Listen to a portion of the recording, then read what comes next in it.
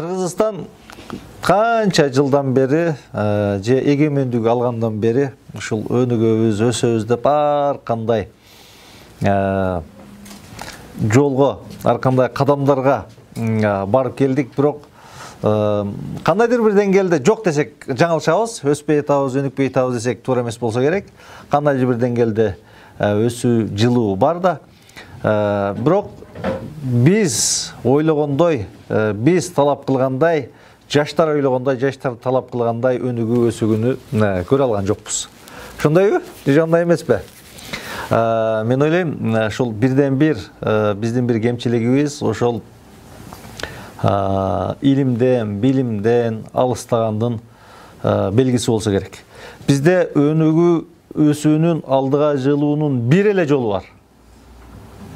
Ал ушул жаштарыбыз илимдүү, билимдүү болгондо гана өнүгөбүз, өсөбүз. Башка жол жок. Качанда биз жаштар илимдүү, билимдүү болсок, жаштар туура илимди алсак, убактыбызды туура колдонсок, ошондо гана өсөбүз, өнүгөбүз, алдыга жылабыз. Башка жол жок. Ошондуктан Кур'ан-ы Каримдеги эң биринчи аят, эң биринчи чакырык бизге Иқра деген чакырык келген, окуу деген. Билесиздер, арабтар эң артта калган калк болгон. Эң жапайы, эң артта калган калк болгон.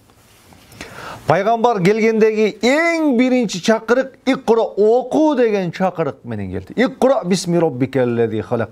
Жаратуучу Роббиңдин аты менен оку. Иқра калем менен жазууну үйрөткөн Роббиңдин аты менен оку деген чакырык келди. Ушул чакырыктын негизинде анан кийин ошол байкы эң артта калган калк, эң артта калган арабтар алдыга жылды, өнүктү, өстү, байкы кат жазышты билбеген, окушту билбеген эл ошонун арты менен өнүктү, өстү. Эгерде тарыхка көз чаптырсак,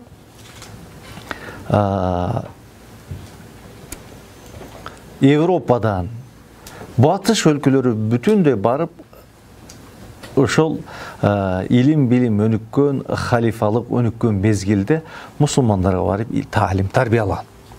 Бир мезгилдерде. Качанда илим, билим өнүккөндө. Качанда мусулмандар илимден, билимден алыстап кеткенде көп нерсени жоготтук.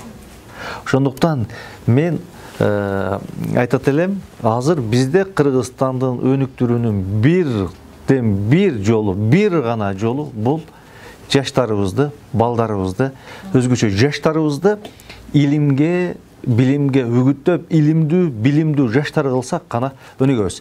Бизди билесиздер, бизге ушундай бир түшүнүк келген.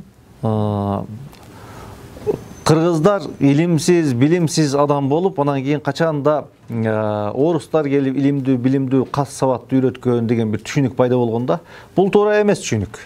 Биз ошолор келгенге чейин өзүбүздүн кыргыздын маданияты, кыргыз каттаныган, сабаттуу адамдар болгон. Бирок алар келгенден кийин алар өзгөртүп, биздин тамгабызды өзгөртүп, биздин жүрүм турумубузду өзгөрткөндөн кийин биз өзүбүздүн тарыхыбызды өзүбүз жакшы байкабай калдык, өзүбүз билбей калдык. Ошондуктан анан кийин башкадан бизге башка тамгаларды үйрөндүк, анан башкадан илимге башкадан кадам таштадык. Ошентип биз канча жыл, канча кылым артка кеттик да.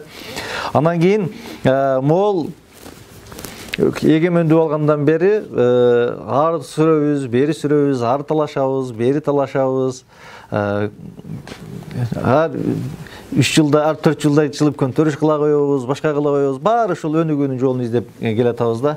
Өнүгүүнүн бир гана жолу бул өзгөчө биз, сиздер, жаштар, биз балдарыбызды, кыздарыбызды, жаштарыбызды илимге, билимге сугарсак, илимге, билимге үгүттөсөк, ошондо гана өнөт экенбиз, ошондо гана өсөт экенбиз. Илим, билим болбогон жерде эч качан өнүгүү болбойт. Эч качан өсүү болбойт. Китеп окулбаган жерде эч качан өнүгүү болбойт, эч качан өсүү болбойт. Ошону бир билип коюңуз. Башка алыска кетпейлик. Өзүбүз Инналлаха ла югайру би кавмин хатта югайру би анфусихим. Алла Таала эч бир коомду өзгөртпөйт, ал коом өзүн өзгөртпөй сайын деген. Оболу биз өзүбүздү өзгөртүшүбүз керек. Оболу биз илимге, билимге жаштарыбызды, балдарыбызды багыттап жатабызбы же жокпу деген суроону ар бир адам өзүнө бериш керек. Мен илим билим окуп жатамбы, мен күн сайын китеп окуп жатамбы деген суроону ар бир өзүбүзгө беришибиз керек. Мен илимге кадам таштадымбы? Ушу Кыргызстандын өнүгүшүнө, өзүбүздүн өнүгүшүбүзгө, келечектеги мундун өнүгүшү үчүн мен кадам таштап жатамбы? Менде кадам барбы? Менде бир аракет барбы? Менде бир ой барбы? Менде бир кам барбы? Мен окуп жатамбы деген суроону өзүбүз ар ким өзүбүзгө суроо берсек, ачык айкын чыгат. Мен ойлойм, ушул телефонго, соц тармакка кирген убакытты эгерде жаштарыбыз илимге, билимге коротсок, китепке коротсок, биз алда канча жыл мурун өнүгүп, өсүп кетмекпиз да. Алда көп нерсени билип коймокпуз. Бирок заман ушундай экен. Ар кандай азгырыктардан улам, ар кандай адамды илимден, билимден алагды кыла турган нерселер келип атат. Жаштарыбыз кээде туура ал тараптан пайда алсак болот.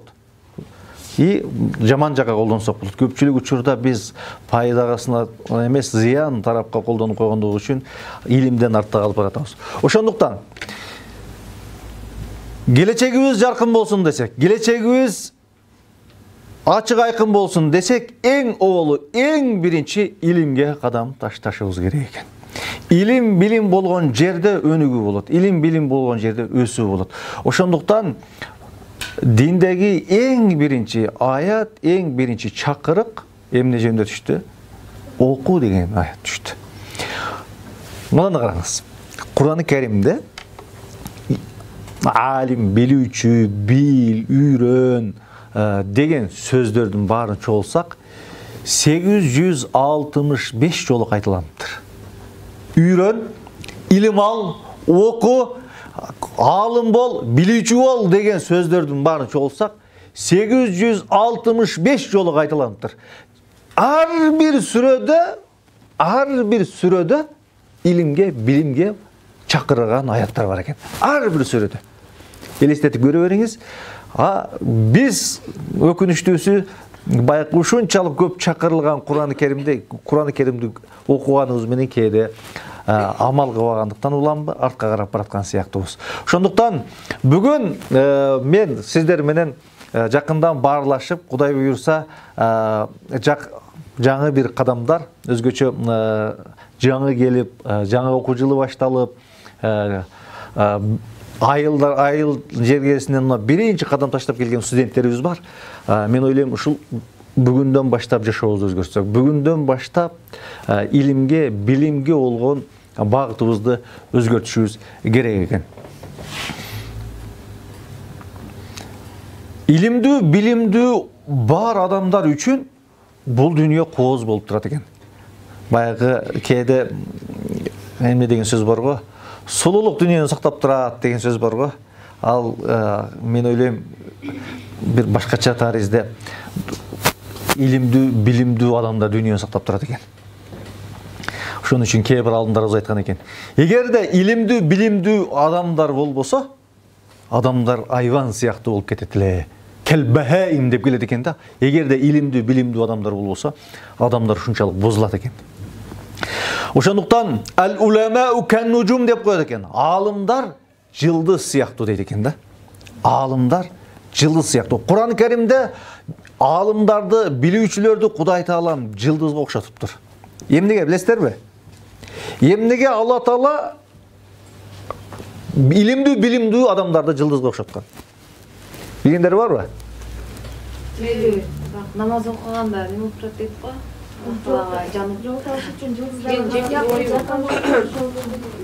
Караңгыда жарык берип турган. Азаматсыз бирөөсүн тапты, азаматсыз караңгыда жарык берет.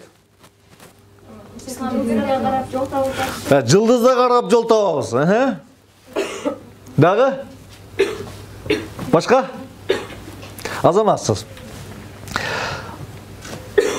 Алла Таала алымдарды, илимдүү, билимдүү адамдарды жылдызга окшоткон.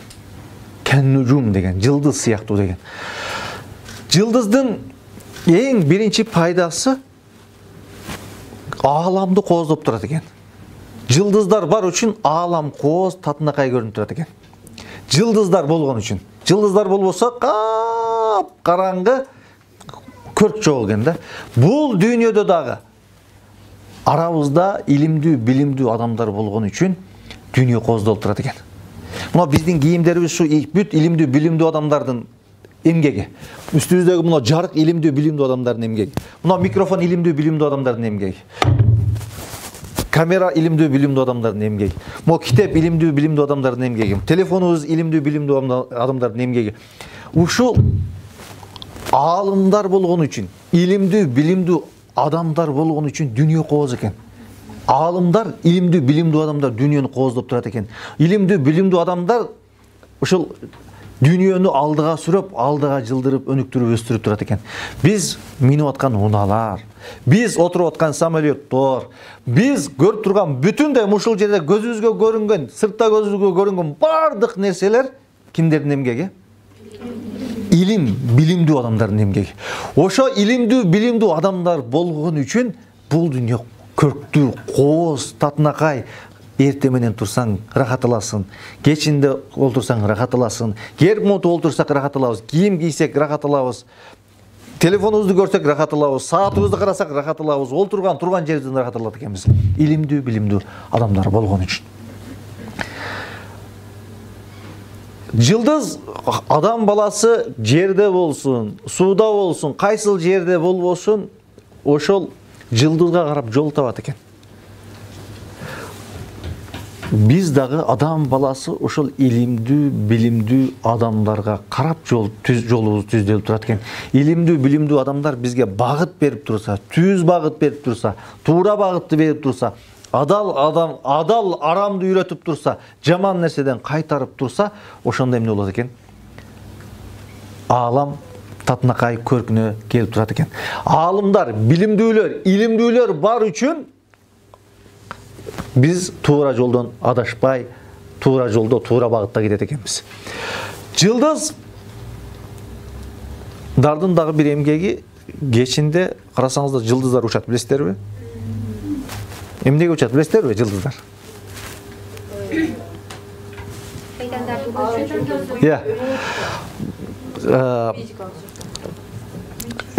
Физикалык жакка караганда эмне болот? Куюп дегендей. Хадистерде келген маалыматтарга караганда,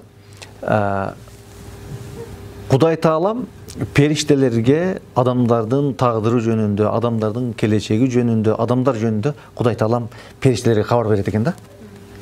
Анан жер бетиндеги жин шайтандар ошол кабарды, бизде бакшы, баякы немелер бар го. Мына ошол жин шайтандар менен иштейт экен. Анан ошол асманга Алла Таала менен ушу периштелерге айтылган сөздү угуш үчүн шайтандар асманга көтөрүлөт экен. Ошондо жылдыздар менен ошол жин шайтанды уруп турат дейт. Кээ бирөөлөрү бирок эмне болуп калат дейт. Ошол жактагы маалыматтардын кээ бирөөсүн угуп калышы да ыктымал дейт. Ошо жылдыздар шайтанды уруп турат. Аалымдар дагы куудум ушул сыяктуу, илимдүү, билимдүү адамдар дагы куудум ушул сыяктуу. Элдин арасынан, адамдардын арасынан эл бузарлар чыгат, журт бузарлар чыгат, акчага алдангандар чыгат. Адамдарды адаштырууга, башка багытка буруп кетүүчүлөр чыгат. Ошондо аалымдар деп олтура бербестен, ошо жылдыздар сыяктуу эмне кылып туруш керек экен? Тосуп, могул туура эмес. Моундай кылышыбыз керек. Жакшылыкка чакырып, жамандыктан кайтарып туруш керек экен. Ошондуктан Алла Таала аалымдарды эмнеге окшотуптур? Жылдыздарга окшотуптур да. Ааламды кооздоп турган үчүн. Илимдүү, билимдүү адамдар ааламды кооздойт экен. Сиздер эгерде илимдүү, билимдүү болсоңуздар, келечегибиз алдыда. Сиздер илимдүү, билимдүү болсоңуздар, Кыргызстандын келечеги аябай кооз, жаркын келечегибиз алдыда да. Эгерде жаштарыбыз илимдүү, билимдүү болсо. Şu жаштарга карап, эртеге илимдүү, билимдүүлөргө карап арттагы көч улап кетет экен да. Ошондуктан жаштар убактыбызды текке кетирбестен ар дайым илимге, билимге багытташыбыз керек экен. Билгенден кийин биз билген нерсебизди өзүбүзгө сактабай, ошондуктан бизде ушундай хадистер келет. Билген нерсесини адамдарга айтпаса, өзү билип алып эле кээ бир адамдар бар. маалыматты бирөөгө бергиси келбейт. Өзүндө бар да маалымат, илим, билим бар, бирок айткысы келбейт, айтпайт. Кээде адам баласында кызганыч болот. Айтсам билип алат, ушул мен гана билейин, мен гана өзгөчөлөнүп турайын. Адам байкы эң чоң баалуулугу маалымат менен баалуу, илим, билим менен бааланат экен да. Анан кээде айткысы келбейт да, ошол адамдар кыяматта оттон болгон баягы жүгөн менен жүгөндөлөт деп айтылып келет да. Ошондуктан билдиңби, үйрөндүңбү, ошол нерсени жеткизиш керек экен, үйрөтүш керек экен. Я. Уккусу келбегендерчи. Жок, бизде кыргыздарда жакшы сөз бар, өзү баягы сууну сиңген жерге эсеп, анан кийин сөздө уккан жерге айт деген сөз бар да. Бирок бизде мындай. Мен көп кайталайм да. Кайсыл жерге барбайын. Сөз бул сыйкыр да. Сөз бул керемет да. Кээде адам укпайт да. Айтсаң жаман көрөт, кээдечи. Уккусу келбейт. Жаман көрөт. Кээде сени жулмалайт. Бирок жүрөгүндө эмне болот? Бул жеринде кичинекей точка пайда болот. Адам таасирленет. Адам каалайбы, каалабайбы жанындагы адам менен сүйлөшкөн адамдан таасирленет. Шуну билесиздерби? Табиятынан ушундай. Баарыбыз ушундайбыз. Жаныбыздагы адамдан каалайсызбы, каалабайсызбы таасирленебиз. Жыда калса айвандан адам таасирленет экен. Адам эмес, айвандан. Кой кайтарып жүргөн адамга койдун кадимкидей сыпаты өтөт. Билесиздерби? Кадимкидей момун, жош, тур десең тур, кетсе кет деген. Жылкы менен жүргөн адамдарга кадимкидей жылкынын сыпаты өтөт. Текебер, колунда эч нерсе жок болсо дагы тет асманда жүрөт, мурда асманда жүрөт. Айвандын сыпаты өтөт экен кадимкидейчи. Баягы төөн менен жүргөндө төөнүн сыпаты өтөт кадимкидей. Бул айван менен жүргөн адамдардын элестете бериңиз, эми адамдын сыпаты кантип таасирленбейт. Каалайбы, каалабайбы, адам бири-биринен таасирленет. Сөздү угабы, укпайбы, ал таасирленип жатат. Билесизби?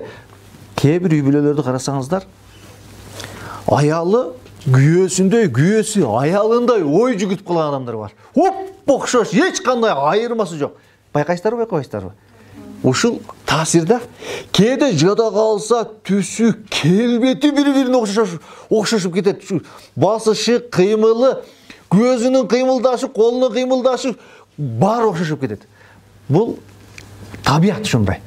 Ошондуктан биз ойлобошубуз керек. Менин сөзүмдү укпай жатат. Биздин сөзүбүздү угуш шарт эмес. Илимге, билимге, жакшылыкка чакырганда бизди угуш шарт эмес.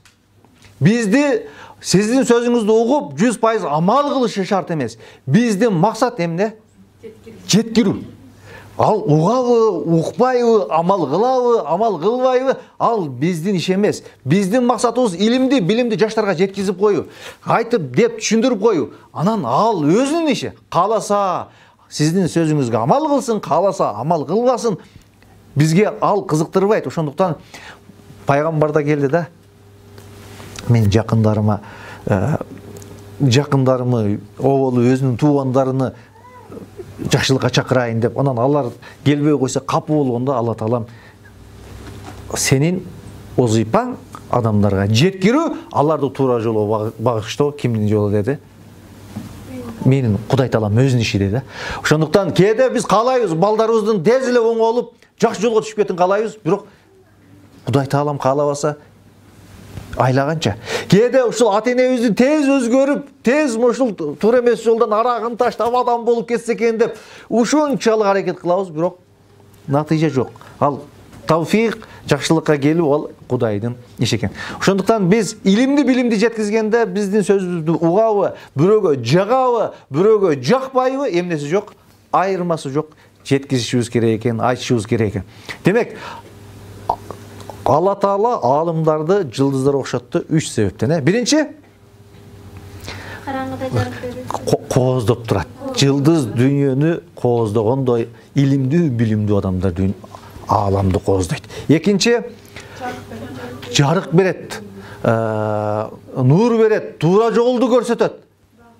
Багыт берет жылдыздар. Кодум ушундай аалымдар дагы арабызда аалымдар болсо нур берет, бакыт берет, чыргал берет, туура жолго багыттайт экен. Үчүнчү, ошол адашкандар болсо, туура эмес багыттарга турган болсо, жин шайтанды жылдыз уруп өлтүргөндөй, эмне аалымдар дагы адашкандарды туура жолго багыттап турат экен.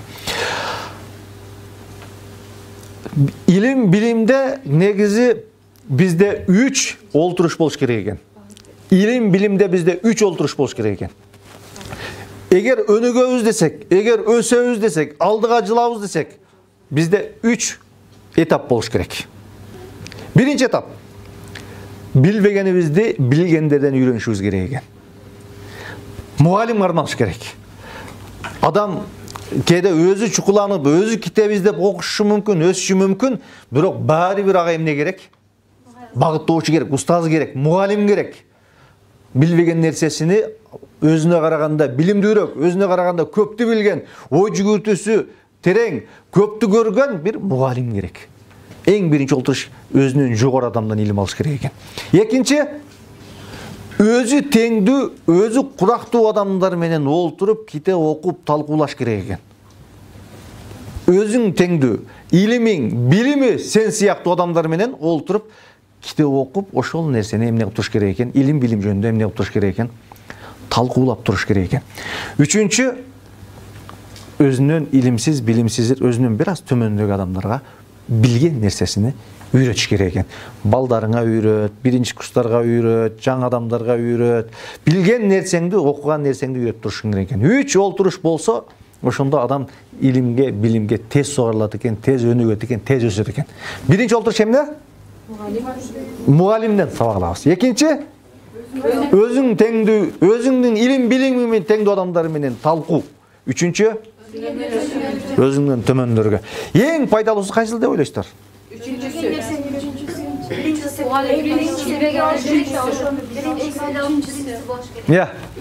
Üçüncüsü болуш керек. Биринчиси. Өкүнүчтүүсү сиздер тандаган эмес, эң пайдалуусу өзү курактуу адамдар менен олтуруп талкуулаган эң пайдалуу экен. Кээде мугалим билбеген нерсени 10 адам олтуруп алып, bir теманы алып алып, ошол тема туурасында изилденип, окуп, чокуп, келип анан талкуулап, жок, паланча мындай деген, жок, андай болбойт, мындай болот деп талкуулаган илимдин, билимдин өнүгүүсүнө эң чоң, эң зор салымын кошо турган ушул этап экен. Мага ошол устаздарым ушинтип айтса, мен дагы кээде түшүнчө маселемде кантип эле деп ойлочумун да. Мен студент мезгилимде кадимкидей ушул нерсени практикадан өткөздүм. Сабак алам, өзүбүз курактуу балдар менен чогулабыз да, талкуулайбыз да. Ал жактан, бул жактан 10 адам 10 түрдүү ой пикир болот. Дестерби? Бир эле сөздү 10 адам 10 кылдуу түшүнөт. Ар кандай түшүнөт. Анын изилдөөсү башка, бунун изилдөөсү башка, тигинин изилдөөсү башка. Анан кээде түшүнбөй калган жер бизде 3-4 ой пайда болот да. Бир теманы талкуулайбыз, эң негизги бир 3-4 ой пайда болот. Анан мугалимдерден, илимдүү, билимдүү адамдардан бар, ошол теманы түшүнбөй атабыз деп сурасам, ошол биз сүйлөгөн теманын, биз баягы 3-4 теманы ошол негиз болсо керек деген темадан чыга алган жок. Мугалимден ала турган нерсени студент өзү монтип изилденсе көп нерсени үйрөнүп койт экен. Бул биринчиден. Экинчиден, мугалимден көп нерсени угабыз, бирок тез унутабыз. Беребиз, бирок унутабыз. Талкуулап, талашып, тартышып, жок, андай болбойт деп кээде тамашалашып, кээде илим билимде кээде кызыккандуулукка алып урушасың, кээде бири-бириңди жаман көрөсүң, кээде бири-бириңди колдойсуң. Ушинтип олтуруп, илим кадимкидей адам баласына сиңет экен. Ошондуктан эң пайдалуусу кайсыл илим экен? Өзүң курактуу адамдар менен олтуруп алып талкуулоо. Ошондуктан мен сиздерге сунуштайм. Студенттер, үй бүлөлүү адамдар, үйдө күн сайын китеп окуп, балдары менен, кыздары менен 2 бет, 3 бет, 4 бет окуп, ошол нерсени талкууласаңыз, балдардын эсинен чыкпайт, өмүр бою эсинен чыкпайт. Студенттер өзүңөрчө чогулуп алып, 4-5 бетти окуп алып талкууласак, жок, мындай болот, тигиндей болот. Адам кээде китепти окуган сайын башка бир түшүнөсүң алат адам. Бир эле китепти, бир эле бетти 2 жолу окусаң, 2 башка түшүнөсүң. 3 жолу окусаң, 3 башка түшүнөсүң. Кээде адам баласынын секунд акылы башка жака кетет. Кетет, ошол окуган жерин окуй берет, ал көзү менен окуй берет да, бирок түшүнбөй калышы толук ыктымал. Сен түшүнбөгөн жерде бул түшүнөт, бул түшүнбөгөн жерде бул түшүнөт, ушинтип баягы 100% түшүнүк талкуулаганда келет экен. Ошондуктан 3 олтуруу, 3 олтуруш илимдин 3 этабы ар бирибизде болуш керек экен. Мына үй бүлөдө болсун, мына немеде олтурасыздар, илим билимди үйрөнгөн нерсени, уккан нерсени бала чакага, жакындарыбызга айтып деп, ушундай 3 этап менен илим үйрөнүш керек экен. Алла Таала илимдүү, билимдүү адамдардын даражасын көтөрөт. Бул дүйнөдө дагы, акыретте дагы кайсыл жерге барбаган илимдүү, билимдүү адамдардын даражасы бийик болот. Ошондой эмеспи? Жашың кичинекей, бирок илимдүү, билимдүү болгон үчүн Алла Таалам ал адамга сый берет, ал адамга сүр берет. Маркум Чубак ажыбыз өтүп кетти. Чубак ажы көз жумганга чейин көп адам анын 45 жаштагы ошол баягы ушунчалык Кыргызстанда талкуу болуп, күгү болуп аткандагы мезгили 40 жаштагы мезгил экендигин көп адам билген эмес, байкаган эмес. Качанда көз жумганда 46 жашта беле деген түшүнүк пайда болду. Ошондой эмеспи? Кудай Таалам илимдүү, билимдүү адамга ушундай сүрү берет. Ал кээ бир 90 жылда, 100 жылда кыла албаган ишти жок 40 жылда эмес, 36-37ге чейин ал киши илим издеди. Кел бир 10 жыл гана кызмат кылды. 10 жылда ушунчалык ар бир адамдын жүрөгүнө кире алды. Намаз окуйбу, окубайбы, ар кимдин жүрөгүнө кире. Жаш балдардын дагы жүрөгүнө кирди. Менин Чубак ажы өткөндө кызым 3 жашта, 4 жашта эле.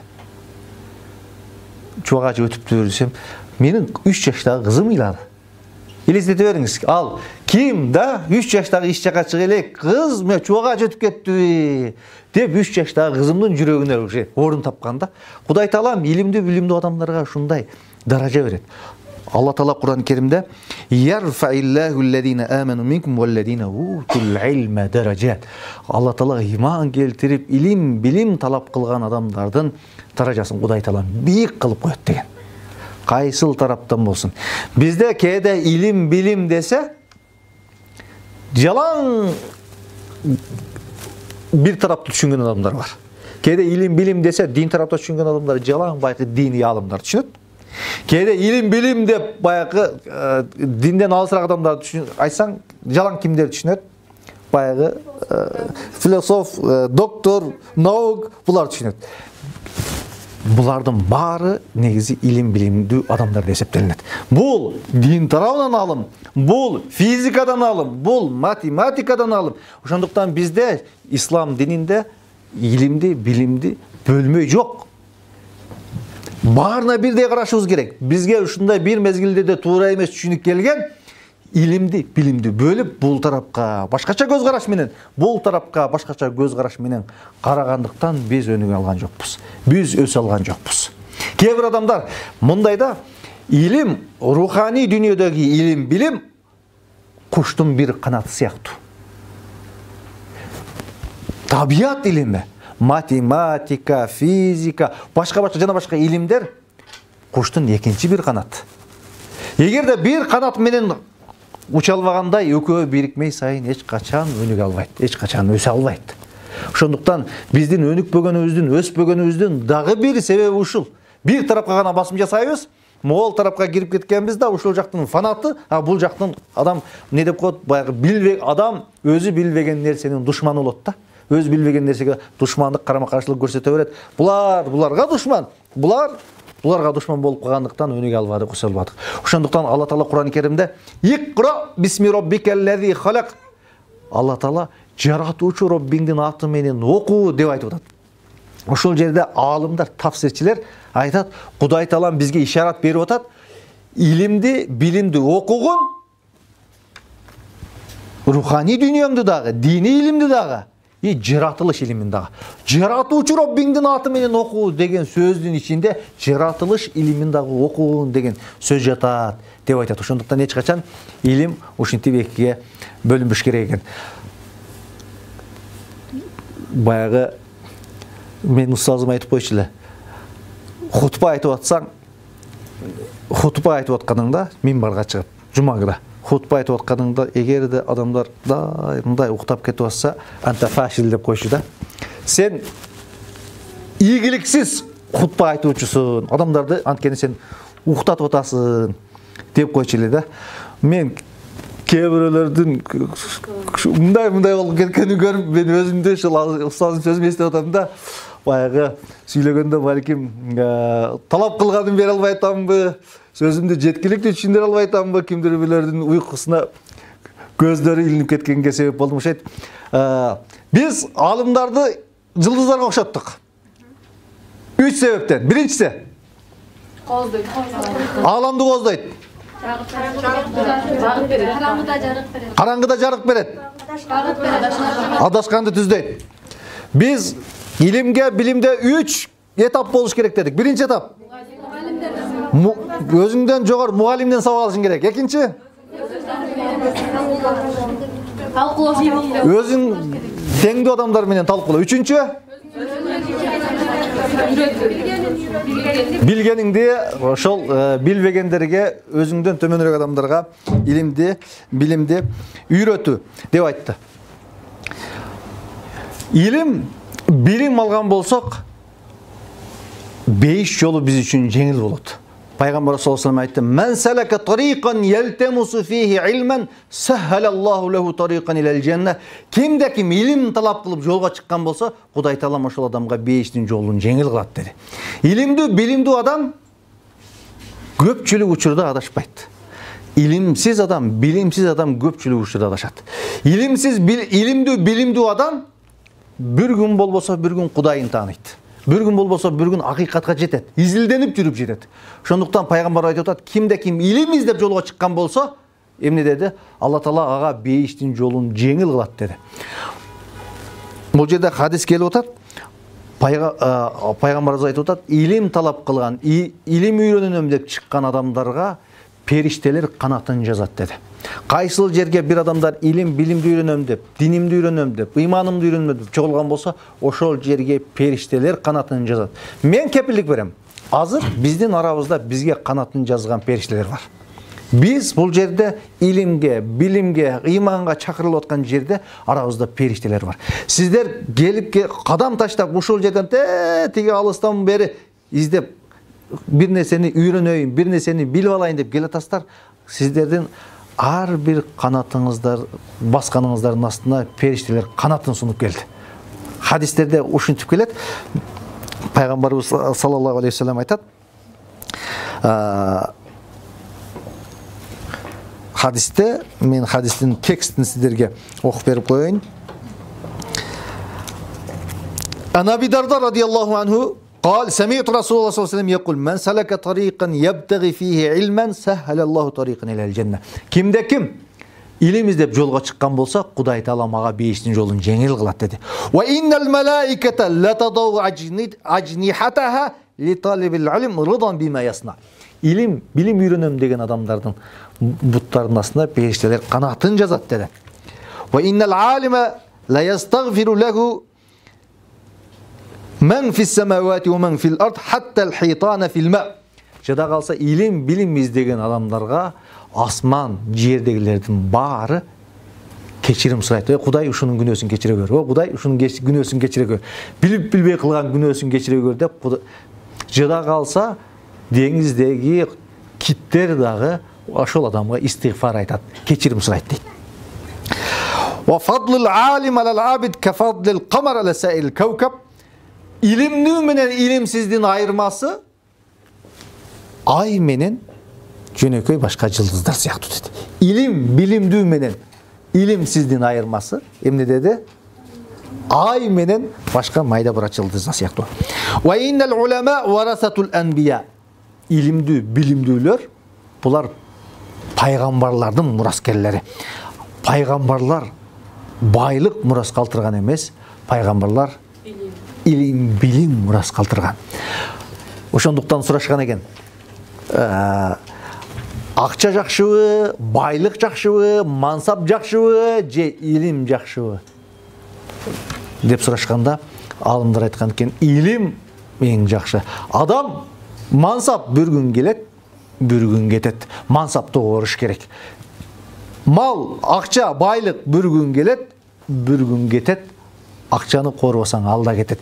Илим, билим ал сени корuyт. Илим, билим сени өстүрөт. Илим, билим сага акчаны, мал, мүлктү алып келет. Илим, билим сага мансапты алып келет. Бардык нерсени алып келген. Ал эмне деди? Илим, билим деди. Абдуллах бин Аббас деген сахаба болгон. Кичинекей сахаба да. Пайгамбар сахабалар чоң сахабалардын арасында ал 10 жаштагы бала эле. Умар радиаллаху анху сахабалардын жыйындарына ошол Абдуллах бин Аббасты дагы ээрчитип кетчү. Эч ким сүйлөбөй, эч ким таппай калган илимди кээде Абдуллах бин Аббас айтчу. Илим, билимди пайгамбардан уккан хадистерин. Кичинекей баланын, кичинекей 10 жашар баланын даражасын Кудай Таалам ушул илим, билими менен даражасын ушундай бийик кылып койду. Илим, билим алсак, абыройубуз бийик болот. Илим, билим алсак, байлык өзү артыбыздан чуркайт. Илим, билим алсак, өнүгөбүз. Илим, билим алсак, өсөбүз, өнүгөбүз, алдыга жылабыз. Илимден артта калсак, китеп окубасак, эч качан өнүгүү, өсүү болбойт. Кыргызстан Ислам университети ушул жаатта студенттер менен эле чектелбестен карапайым эл, жумурай журттун жалпылай баарыбыз ушул илимге, билимге басым жасайлы деп 2008-жылдан бери китеп окуу конкурсун уюштуруп келет. Мурун башында 500, 300, 400 адам катышчу. Анда почта менен тестти суроолор жөнөтүлүп, анан кийин почта менен суроолорго жооп берип, анан кийин жөнөтүлчү да. Почта менен келчү. 300-400 адамдан келчү. Барып чоңоюп, сыйлыктарыбыз чоңоюп, 5000, 6000, 7000, 8000 адамга чейин жеттип олтурду. Ажы, умра, шундай сыйлыктарды берип олтуруп, былтыр 2021-жылы 21-жылы башында имамдарга, медреседеги мугалимдерге, медреседеги студенттерге деп китеп окуу конкурсун жарыялап, Бишкек шаарыбыздын дал ортосунан бир бөлмөлүү батир койгонбуз. Аны март мезгилинде сынак уюштурулуп, Ош шаарынан бир мугалим бир бөлмөлүү үйдү уткан. Бирок бизге көп чалуулар болду, көп бизди жемөлөлөр болду. Эмне үчүн силер күй койгон мезгилде имамдарга, анан кийин диний чөйрөгө, медресенин мугалимдерине деп эмне үчүн чектейсиңер? Биздин укугубузду тебеледиңер деген бизге көп таптануу болгондуктан улам биз ошол конкурс бүтүшү менен дароо бүтүндөй карапайым калкка, элге 3 китептен конкурс жарыялаганбыз. Биринчи китеп Ыйман бутактары деген китеп. Ыйман бутактары деген китеп. Ыйман бутактары деген ушул ыймандын 70-тен ашык бутагыны ар бирине тизмелеп үйрөткөн китеп. Мен ойлойм, бул китеп ар бир үйдө болуш керек деп ойлойм. Экинчи китеп Өчпөс өмүр деген ушул биздин Кыргыздын сыймыгы, ушул жердин ректору Абдышкүн Нарматовдун Өчпөс өмүр деген пайгамбарыбыздын өмүр баяны камтылган китеп. Үчүнчү китеп Бакыт ордосу деген үй бүлөлүк китеп. Бакыт ордосу, мен ойлойм, ар бир Бакыт ордосун окугандар бар арабызда? 1, 2, 10 адам экен. Мен ойлойм, ушул окуган адамдардан азыр ушу Бакыт ордосу кандай китеп деп сурасак, мен ойлойм, ар бир аял заты, ар бир эркек окуш керек деп насаат берсе керек деп ойлойм. Бакыт ордосу бул үй бүлөлүк китеп. Мен жеке пикирим боюнча турмушка чыга элек кыз, үйлөнө элек жигит ушул китепти окуп, бүткөндөн кийин турмушка чыгыш керек деп эсептейм мен. Үйлөнө элек жигит ушул китепти окугандан кийин, анан кийин үйлөнүш керек деп ойлойм. Ар бир үйдө, ар бир аялдын колунда, ар бир эркектин колунда болуш керек деп ойлойм.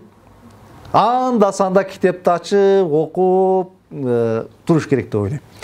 Илим, билимдин дагы бир сыры бар да. Кээде биз ар нерсенин өзүнүн мезгили бар, убакыты бар да. Кээде туура эмес пайдаланабыз, анан кийин илимди ала албай калабыз. Кээде куптандан кийин кеч саат 7-ден кийин 8-ден кийин математика, физика, бул жакта окуган фик китептери бар да. Бул китептерди кечинде окусаңыз түшүнбөйсүз да. Чарчагансыз, кыйналгансыз. Аларда мында акыл таза болуп турган учурда окуй турган илимдер бар да, билимдин ушундай. Аны чарчаган мезгилиңде 10 жол окуйсуң, 100 жол окуйсуң, ал бул жериңен кирип, бул жериңен чыга турган. Ал жерде акылың таза, оюң таза, сонун болуп турган учурда окуй турган китеп да. Ал китептерди багымдаттан кийин эртең менен турганда окуш керек деп ойлойм. Математика, физика, фик, байкы оор сабактар бар го. Акыл калчай турган, ой жүгүртө турган. Акылың таза, дем алып, эс алгандан кийин окусаң, ошондо татынакай сонун түшүнөсүң да. Кээ бир китептер бар, жеңил. Аны ушу кечки саат 8-ге жылдырыш керек. Аны эртең менен окуштун деле кажети жок да. Мен Бакыт Ордосуну ошондой китептерден деп ойлойм. Кечки саат 8-ден кийин окуй тургандан кийин китептерден ойлойм. Жеңил желпи, бирок адамды өнүктүрө турган, адамды өстүрө турган китеп. Биз ошол китеп окуу конкурсун уюштуруп жүрүп, элдин талабына ылайык китептерди жазганга аргасыз болдук. Иман бутактары элдин талабы. Кайсыл жерге аз бул жерден сурайлычы, иман деген эмне деген? Иман деген эмне деген? Я, ишеним, адеп ахлак. Жакшы кулук мүнөз. Көзү көрбөгөн десек ишенүү. Акыретке ишенүү. Иман деп бизге аба судай керек болгон. Аба судай керек болгон нерсе. Мында көрдүңүздөр, сиз айтып аткан биз мен ар бир жерге барсам, сөзсүз ушул суроону сурайм да. Көпчүлүгүбүздө иман деген түшүнүктө кыска түшүнүк бар. Кээ бирөөлөр намаз окуган, Куран жүргөн адамдардан иман деген эмне десең, намаз, орозо, зекет бол ушу менен чектелет. Бирөөлөрдөн сурасаң, иман деген эмне десең, адеп ахлак. Бирөөлөр иман деген эмне десең, ордунан туруп кой. Ушундай түшүнүк менен түшүнүп жүрөбүз да. Имандын 70-тен ашык бутагы бар. Сиз айтып аткан намаз имандын бир бутагы. Сиз айтып аткан адеп, ахлак имандын дагы бир бутагы. Сиз айтып аткан орозо имандын бир бутагы. Сиз айтып аткан үй бүлөдөгү мамиле имандын бир бутагы. Сиз айтып аткан уяттуулук имандын дагы бир бутагы. Сиз айтып аткан тазалык имандын бир бутагы. Имандын 70-тен ашык бутагы бар. Биз кээде бир бутагын эле иман деп түшүнүп жүрөбүз да. Адеп, ахлак. Ата-энени сыйлоо. Негизи иман ушул 70 бутактын баарын камтыйт. Биздин 24 саат жашообуздун, адам баласынын жашоосунун баарын өзүнө камтыган сөз да иман деген сөз. Анан ушул 70 бутактын баарыны бирден тизмектеп түшүнүк берилген китеп да, иман. Элдин талабына ылайык. Анан кайсыл жерге барбайлык бизде ажырашуу көп. Кайсы, мен ойлойм, ар бирибизден чыгат. Менен дагы десек, жакындарыман, тайекелериммен, бөлөлөрүмөн, жакка барсам, туугандарыман, жакыныман чыгат. Ар бир үйдө бир чоң, Кыргызстандын булуң бурчунда бир чоң түйшүк бар. Чоң бир проблема бар. Ал проблема үй бүлө проблемасы. Келишпестик. Күйөөсү менен аялы келишпей атат. Аялы менен күйөө келишпей атат. Жеңеси менен келишпей атат кыздар. Кайнене менен келишпей атат. Ушундай чоң проблема бар. Ошо проблеманы чечиш үчүн атайын Бакыт Ордосу деген китеп жазылган. Бакыт Ордосу деген. Эркек кандай болуш керек? Аялы менен кантип мамиле кылыш керек? Аял күйөөсү менен кантип мамиле кылыш керек? Келин кайненеси менен кантип мамиле кылыш керек? Ушундай жашоодогу проблемаларды чечип берүүчү жеңил желпи жазылган китептердин бирөөсү ушул Бакыт Ордосу деген китеп. Мен ойлойм, ар бир үйдө болуш керек. Мен өзүм ошол китептин үстүндө канча жыл окуп, канча жолу иштесек дагы, мен дагы деле анча-мынча карап окуйм.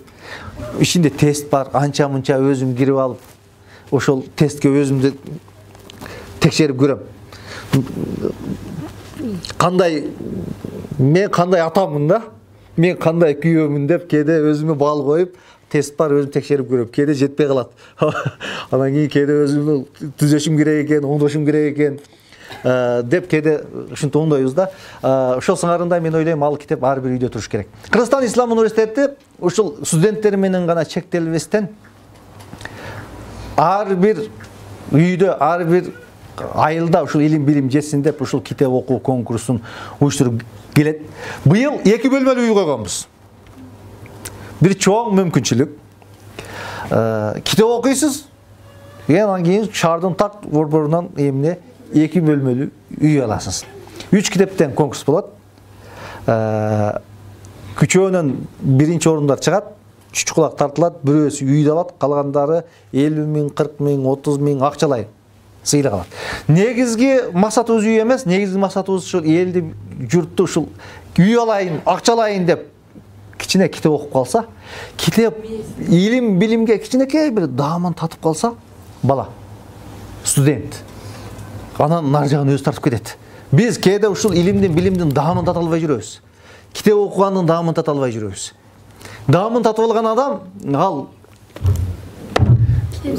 китепсиз жашай албайт. Ал окубаса тура албай калат. Даамын татып алган адам, ал өзү издейт. Намаз окуган адам кээде таштап коюшу мүмкүн да, бирок даамын татып алганда, ал баары бир күн болбосо бир күн кайра келет алчы. Анткени даамын таткан.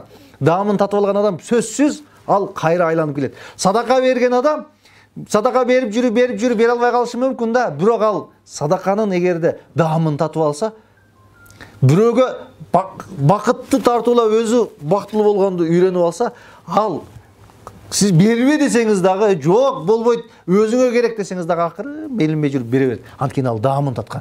Ошосуңарындай биздин негизги максатыбыз жаштарга кичине багыт берип коюу, кичине ушу илимдин, билимдин даамын таттырып койсок, ушундай бир жакшылыкка жетип калабызбы деген чакырык менен Кыргызстан Ислам университети илимге, билимге чакыруу баатында быйыл ушундай 3 китептен конкурс жарыялаганбыз. 28 ноябрга деп койгонбуз сынакты. Бирок 27 ноябрь күнү шайлоо болуп калат экен. Балким бир жума ар жакка жылышы мүмкүн. Октябрдын баштарында, декабрдын баштарында эмне сынак болот. Ошого чейин даярдансаңыздар болот. Ушул илимге, билимге өзүңүздөр эле эмес, үй бүлөнү, жакындарды, балдардын ушул илимге, билимге даамын таттырышыбыз керек деп ойлойм.